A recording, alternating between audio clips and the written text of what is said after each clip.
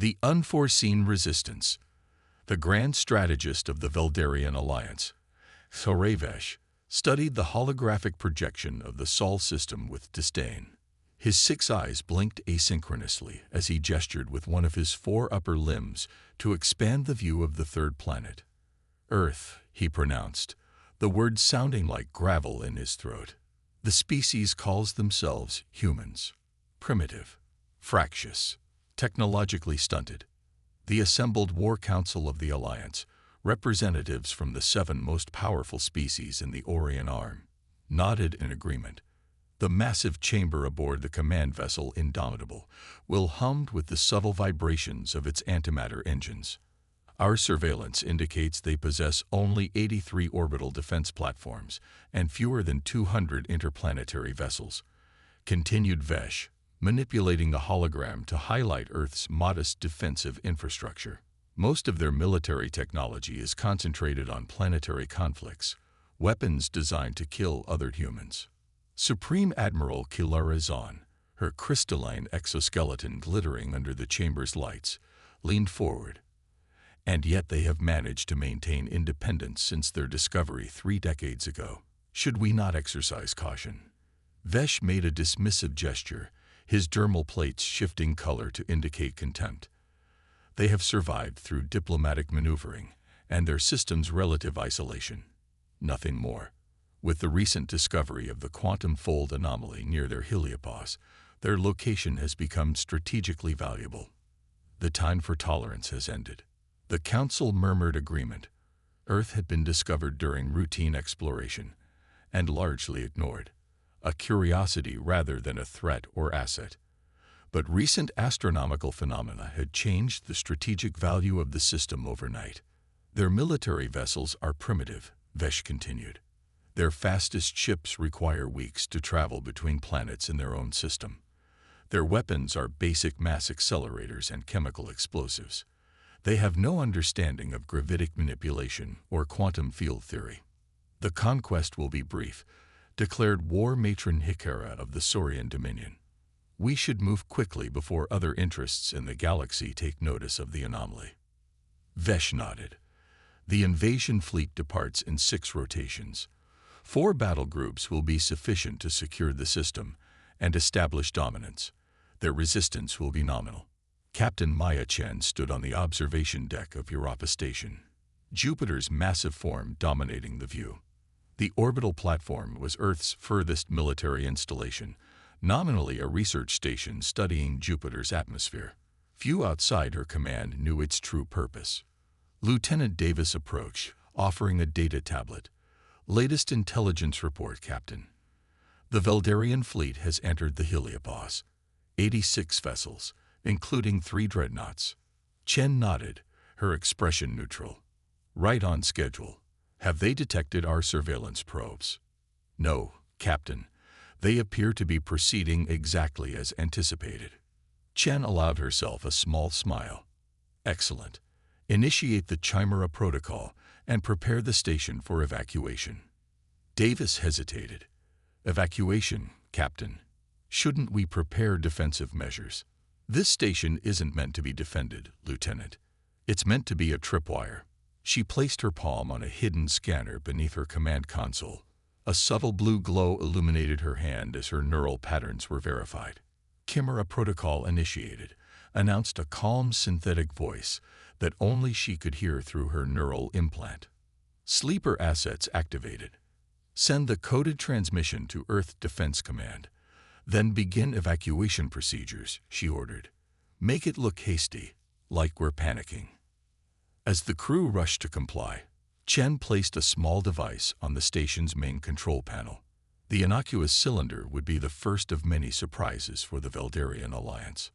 War Commander Trazik of the Veldarian Vanguard watched with satisfaction as the human outpost near Jupiter detonated.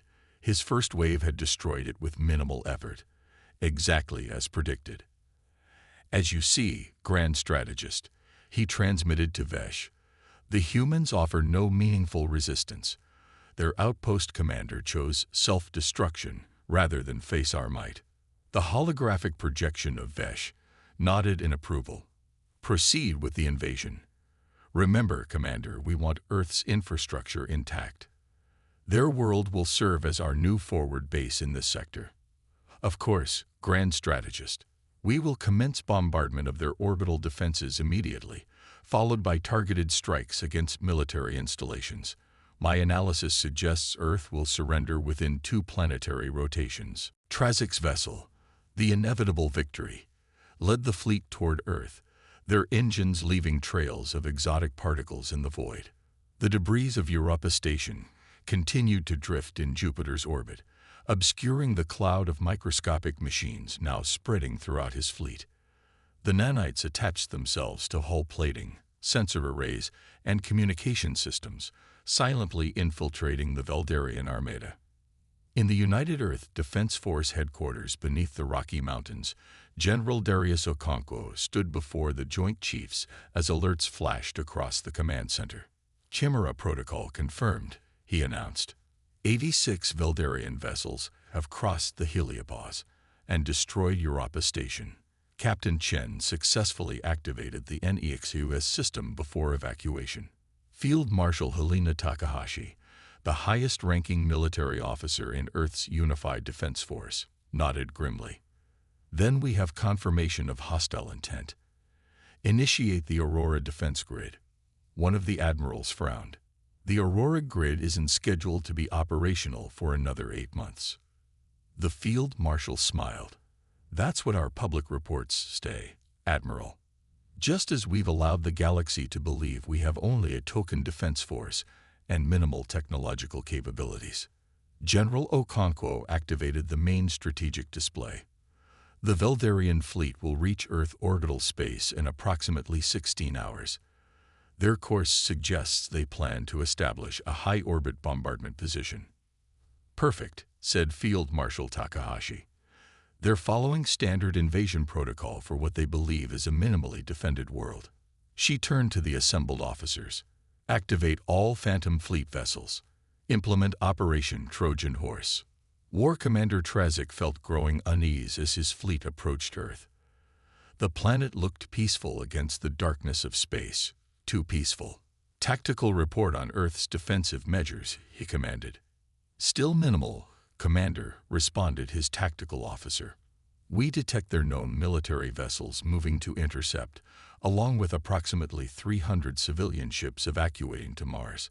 Orbital defense platforms are active but primitive. No other significant threats detected. And yet Trazic's instincts, honed through decades of conquest, screamed warnings. Why would they send their pitiful fleet against us? They must know they cannot win. Perhaps they hope to delay us while their civilians escape, suggested his second-in-command. Perhaps. Trazic considered this. Still, maintain maximum alert status. Prepare to engage their fleet. As the Veldarian Armada closed distance with Earth's defenders, Trazic noticed something peculiar. The human vessels were not forming a defensive screen around their planet as expected. Instead, they were spreading out, taking seemingly random positions. Commander, his communications officer interrupted. We're experiencing unusual interference across all channels.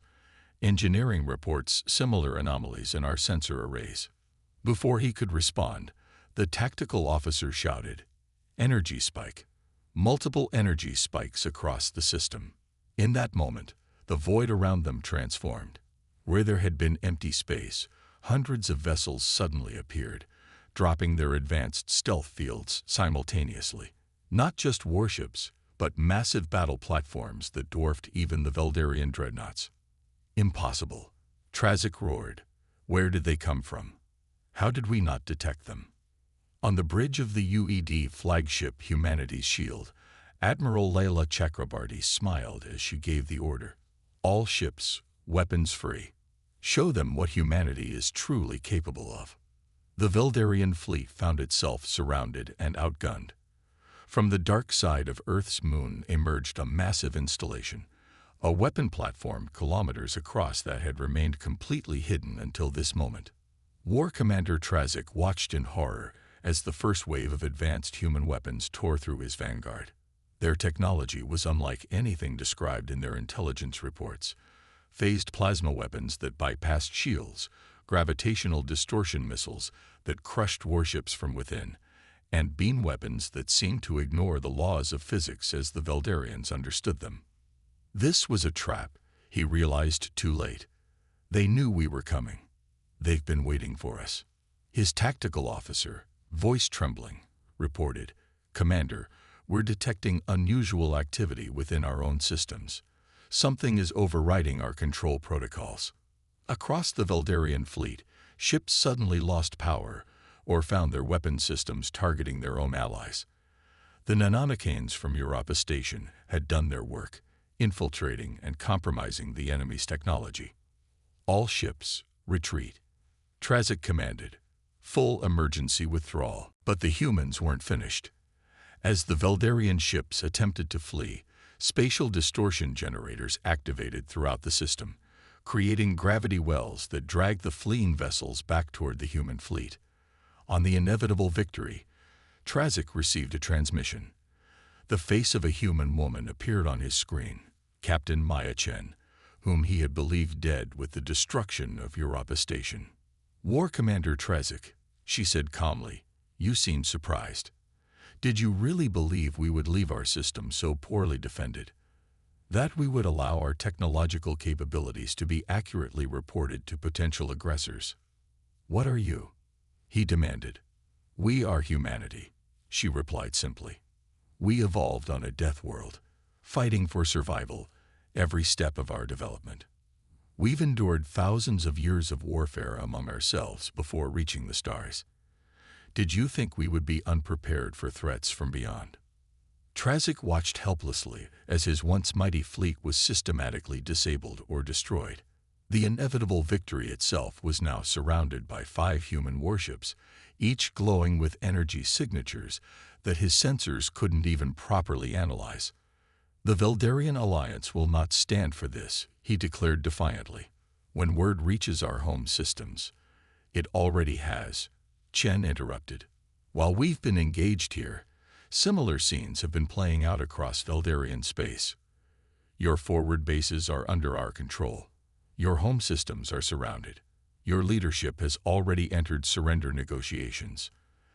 As the magnitude of humanity's deception and the completeness of their victory dawned on him, War Commander Trazik realized a fundamental truth that would soon echo across the galaxy. They had catastrophically underestimated humanity, and that mistake had changed everything. The Galactic Reckoning. The Grand Assembly Hall of the Galactic Concordat had never been so tense. Representatives from 200 interstellar civilizations sat in stunned silence as footage of the Earth-Veldarian battle played on the central holographic display. The Veldarian Alliance, widely regarded as one of the most powerful military forces in the galaxy, had been utterly defeated in less than a standard day. Supreme Arbiter Nilax, whose species had evolved to sense emotional states across vast distances, could feel the fear rippling through the chamber. His 8 compound eyes blinked in sequence as he addressed the assembly. "The implications of these events cannot be overstated," he intoned, his translator rendering his harmonic speech into galactic standard. "Everything we thought we knew about human capabilities has been proven false." "Deliberate deception," hissed the Veldarian representative, a junior diplomat who had replaced their missing ambassador. "For decades, the humans have presented themselves as a minor power, while secretly building a military force that rivals or exceeds our combined strength." The chamber erupted in accusations and fearful speculation until the massive doors slid open, silencing the assembly. A single human entered, a woman of average height wearing a simple gray diplomatic uniform with minimal ornamentation. Despite her unassuming appearance, the entire council fell silent. Ambassador Sophia Reyes announced the chamber's ally, representative of the United Earth Government. Ambassador Reyes surveyed the room calmly before speaking. "Distinguished representatives, I understand today's session involves discussion of recent events between Earth and the Veldarian Alliance. I'm here to provide clarity and context." "Clarity," sputtered the Veldarian representative. "Your government orchestrated the most elaborate military deception in galactic history." "No," Rise replied evenly. We simply took reasonable precautions for a young species in a potentially hostile galaxy. When we first achieved interstellar travel and encountered the galactic community, we observed how established powers treated emerging civilizations, often as resources to be exploited or vassals to be subjugated. She gestured toward the holographic display, which now showed images of various worlds that had been conquered or colonized by larger powers. Humanity chose a different path. We presented ourselves accurately as newcomers to the galactic stage, but we were selective about which technological capabilities we revealed publicly. We focused our diplomatic efforts on peaceful exchange, while quietly preparing for the possibility that some power might view us as easy prey. The Supreme Arbiter's antennae twitched. Ambassador, your selective revelations appear to have concealed military technology far beyond what should be possible for a civilization at your development stage. The quantum entanglement weapons alone are entirely consistent with our actual technological development, Rise interjected. Humanity's history is marked by periods of intense technological advancement driven by competition and conflict. When threatened, we innovate rapidly. The Veldarian representative rose from his seat. And what of the nanite infiltration of our fleet? The stealth technology that concealed your true military strength? The gravitational manipulation systems that trapped our vessels? These are not the actions of a species simply taking reasonable precautions.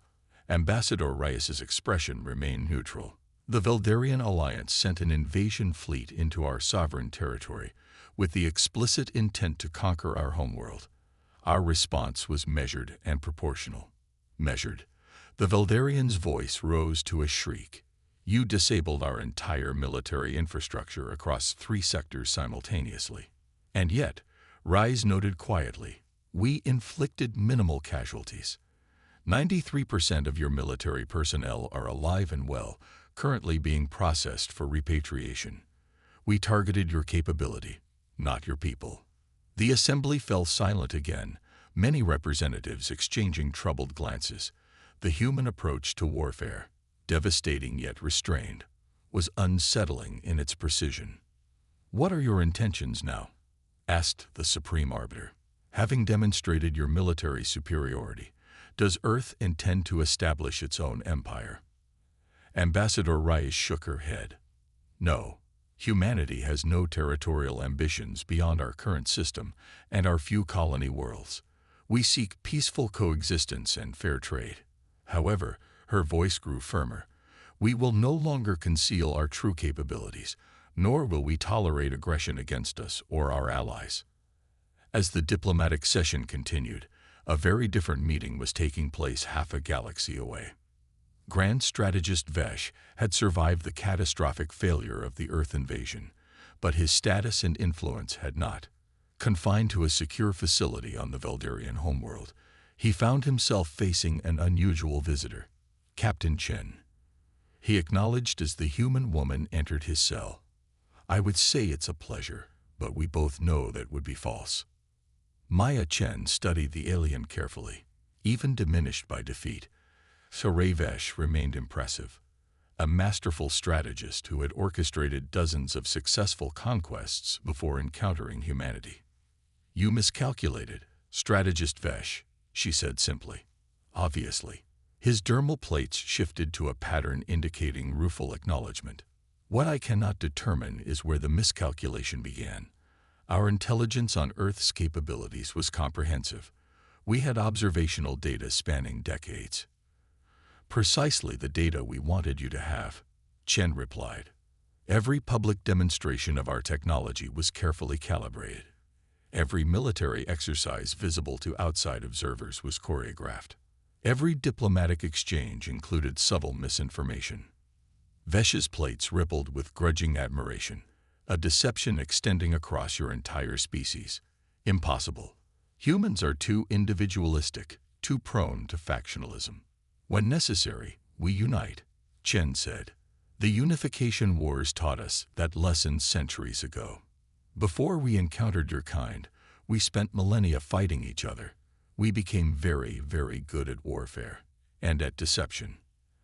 And now, Vesh asked. Your species has revealed its true nature. The galaxy will not quickly forget or forgive such deception. Chen smiled thinly. We don't need forgiveness, strategist, just understanding. This conversation, for instance, is being broadcast to every major world in the Alliance. Your people need to understand why we acted as we did, and what will happen if anyone attempts invasion again. Vesh's 6 eyes widened. This is most irregular. Humanity often is, Chen replied. Now shall we discuss the terms of the new relationship between our peoples? Far from the political centers of the galaxy, aboard the Veldarian battle carrier Retribution, War Matron Nikera addressed the commanders of the last Veldarian battle fleet, not captured or disabled in the initial human counterattack. The diplomatic approach has failed, she declared, her reptilian features set in grim determination. The humans have humiliated our alliance and compromised our security. They must be answered with force. Commander Varric, a veteran of a dozen campaigns, shifted uncomfortably. War Matron, with respect, we witnessed their capabilities firsthand.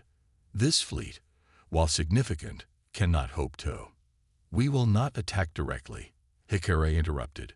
The humans demonstrated superior technology and strategy, yes, but they have also revealed a critical weakness, their concern for civilian life. She activated a holographic display showing a small outpost deep in neutral space. This is New Haven, a trading post and scientific research station operated jointly by humans and various species. It is minimally defended and located far from Earth's rapid response range. You propose attacking civilians? Another commander asked, mandibles clicking in concern. I propose demonstrating that humans cannot protect their interests across the galaxy, Hikare replied. This strike will force them to either abandon their people or spread their forces thin defending distant outposts. Either way, we begin to erode their newfound position of strength. The commanders exchanged uncertain glances, but eventually nodded in agreement. The plan was approved, and the fleet set course for New Haven. They arrived to find the outpost exactly as intelligence had indicated, a small station orbiting a nondescript moon, with only 2 visible defense platforms and a handful of patrol vessels. Commence the attack, ordered War Matron Nikera. Disable their communications first, then target their defensive capabilities. The Veldarian fleet emerged from fold space directly above the station, weapons charged and targeting systems locked. Victory seemed assured, until alarms began blaring across every vessel simultaneously. War Matron. The sensor officer's voice was tight with panic. We're detecting multiple signatures emerging from the moon's surface. The seemingly barren moon's crust suddenly split open along artificial seams, revealing massive launch bays concealed beneath. Dozens of human warships rose from the hidden base, their advanced engines flaring to life. Impossible, breathed Hikara. Our intelligence was exactly what we wanted you to have, came a familiar voice over the fleet's command channel. Admiral Layla Chakrabarty's face appeared on the main display. Did you really think we wouldn't anticipate this response, War Matron? That we wouldn't protect our people? Around the Veldarian fleet, more human vessels appeared, dropping their stealth fields. The Retribution and its escorts were completely surrounded. This is not a military outpost, Hikara protested. Our intelligence confirmed. New Haven is exactly what it appears to be, Chakrabarty interrupted. A scientific and trading post. The Defense Force is here because we anticipated you might target civilian infrastructure after your main fleet's defeat. The human admiral's expression hardened. You should know that similar defense forces have been deployed to every human outpost and colony in the galaxy. There is nowhere you can strike that we have not prepared to defend. War Matron Hikara realized she had made the same fatal error as strategist Vesh, underestimating humanity's capacity for strategic planning and technological deception. What now, Admiral? She asked, her voice resigned. Will you destroy us for attempting to protect our interests? No, Chakrabarti replied. You will power down your weapons, and your fleet will be escorted to Earth for diplomatic processing. Your crews will be treated with respect and eventually repatriated. And if we refuse? The human's expression didn't change. Then we will disable your vessels with minimal casualties, as we did with the invasion fleet. The choice is yours, War Matron, but the outcome will be the same either way. Hikura saw no alternative. Stand down all weapons, she ordered. Prepare to be boarded. 6 months later, the galactic landscape had transformed. The Galactic Concordat, long a symbolic organization with limited actual authority, had been reformed with Earth as a founding member of its new Security Council. In the Grand Assembly Hall, Ambassador Reyes stood before the gathered representatives to formalize the new arrangement. The Human-Veldarian Accords represent a new beginning, she announced. The Alliance has recognized Earth's sovereignty and our right to self-defense. In return, we have shared certain technological developments that will benefit all peaceful civilizations. The Supreme Arbiter nodded in approval. This council acknowledges Earth's position and welcomes humanity's full participation in galactic affairs. The deception that marked your emergence is understood, if not entirely forgiven. Ambassador Rice smiled. Understanding is all we ask. Supreme Arbiter, humanity's journey to the stars began in conflict, but we hope it continues in cooperation. Her expression grew more serious.